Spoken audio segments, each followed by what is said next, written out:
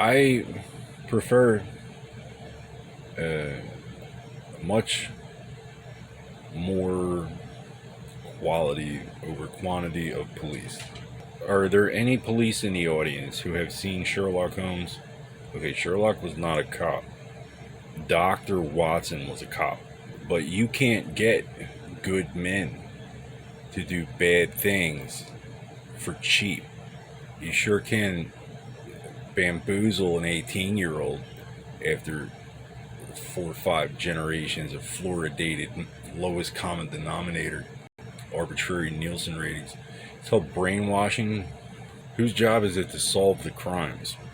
When somebody comes along and says, jurisdiction or ongoing investigation, did your employer obtain a receipt? Would you be better off pumping gas if the shit hits the fan? See, in a merit-based system, a whistleblower gets a transfer and eventually promotion. Usually your new unit is not going to appreciate you getting promoted on your way to your new station, but once you prove you're not a steaming pile of political favors, you're rewarded for your integrity. I prefer a massive, overqualified central government. Everybody knows how a lot of things work, who to refer you to in practically any given situation. If it's not your job is to know whose job it is.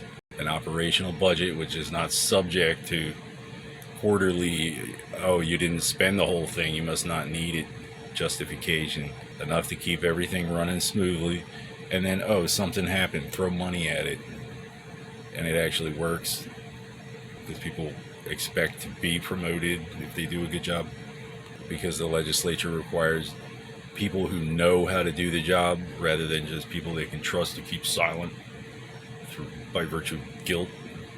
A Christian country doesn't have a Christian government, but the government knows better than to work with the Muslims, get these troublesome Christians out of the way. In a Christian country, you be whatever religion you want. It doesn't matter to me. Christ calls to the faithful.